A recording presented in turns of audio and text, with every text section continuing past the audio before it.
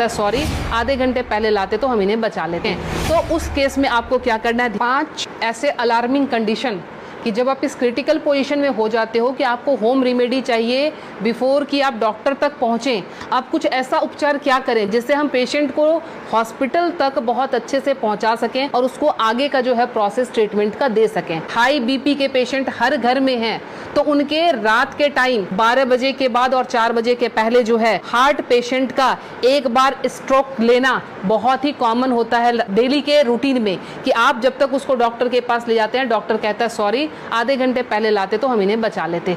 तो वो time spam आपको कैसे बढ़ाना है ताकि हम मरीज को ट्रीटमेंट दे सकें। तो उस केस में आपको क्या करना है, ध्यान रखें, ये जो हमारे फिंगर्स के सामने ये नाखून जो मैं पॉइंट कर रही हूँ, इस पॉइंट को आप लोकेट करके ध्यान से देखें, ये हमारे बाइलेटरल है, मतलब दोनों ही हाथों की उंगलियों पे हम इसको इस्तेमाल कर सकते हैं।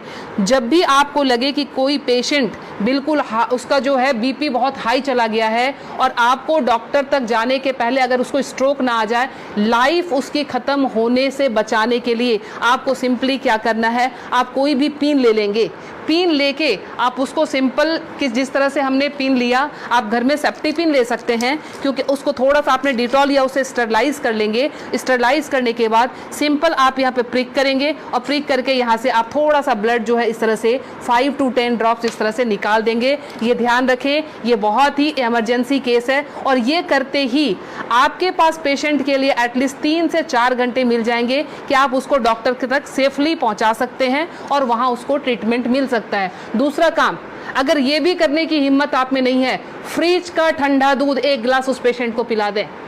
ठंडा दूध पिलाते ही आपके पास ड्यूरेशन बढ़ जाएगी, आप 2 घंटे तक हॉस्पिटल के अंदर उनको लेके आप जा सकते हैं। ध्यान रखें।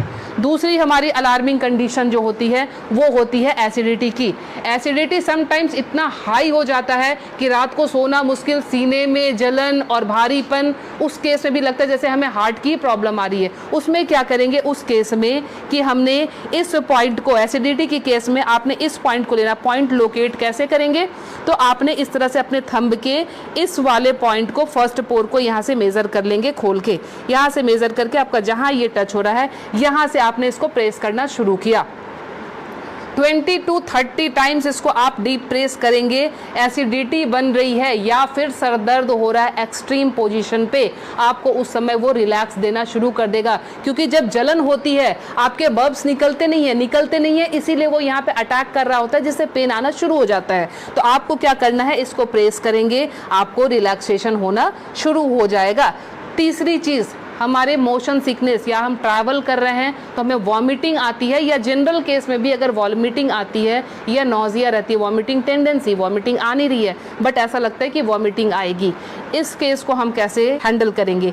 आप अपने ये रिस्ट के क्रीज ले लें, ये रिस्ट के क्रीज आपको दिख रहे हैं, इस क्रीज से, ये जो क्रीज हमारी बनी हुई है, इस क्रीज से अपने ही फिंगर को रखना है, ध्यान रखना है, अपने फिंगर के 2 फिंगर को रखना है। इसके बाद ये पॉइंट जहाँ पे आता है इसको आप लोकेट करेंगे और ध्यान से देखें, यहाँ पे 2 आर्टरी आ रही होती है, आप जब फील करेंगे 2 आर्टरी के बीच में, ये यहाँ पे आपको इस पॉइंट को अब दबाना शुरू कर देना है। अगर आप इसको तेज दबाएंगे, इमीडिएटली आपके वॉमिटिंग टेंडेंसी जो है वो वहीं स्टॉप हो जाएगी और ये आपके मोशन सिकनेस में भी काम करेगा। कहीं आप ट्रैवलिंग में जा रहे हैं तो वहाँ ये काम करेगा। अब मोशन सिकनेस को रोकने के लिए घरेलू उपाय क्या करें। पुराने ज़माने में ध्यान है आपको 10 पैसे के और 5 पैसे के सिक्के मिलते थे, वो सिक्के अगर आपके पास हैं तो सिक्के को सिर्फ मुंह में रख लेना है, कुछ नहीं करना है।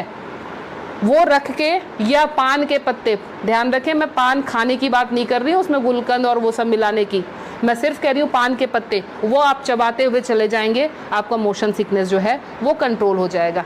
तीसरी चीज़ जो आती है एलर्जिक अस्थमा की, मतलब एक ही आपको स्ट्रोक आया और आपके जो है बिल्कुल सांसें फूलनी शुरू हो गई, सांस नहीं आ रही है, हेवीनेस आ रही है, उस केस में आप क्या करेंगे, अपने नाक को खोलने के लिए, ताकि ब्रीदिंग आपकी एकाएक स्टार्ट हो जाए, आप अपने हाथ को लेंगे और इस तरह से नाक को सटाएंगे।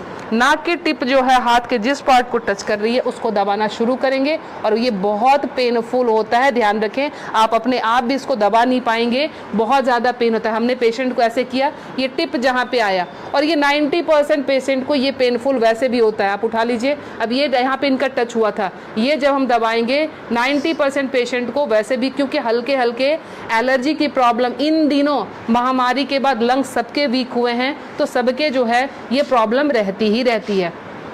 लास्ट में आपको बता रही हूँ इंसोम्निया के लिए, नींद नहीं आती है उस केस में आप क्या करेंगे।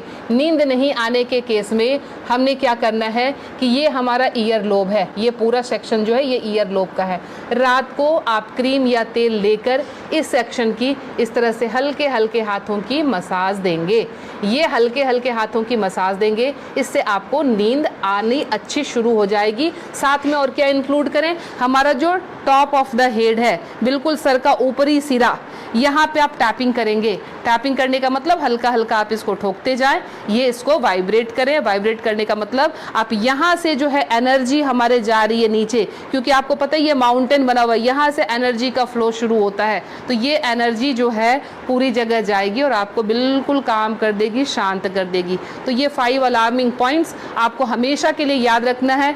पता नहीं आज आपने देखा, भूल गए, कल आपको जरूरत पड़ जाए, तो इसलिए आप प्लीज़ इसे सेव कर लें, अच्छे से देख लें और समझ जाएं, और अपना ट्रीटमेंट एमरजेंसी केस में ज़रूर कर लें। मैं Leena Shrigyan, naturopathy and alternative therapy expert, Nai Delhi से। मुझसे मिलने के लिए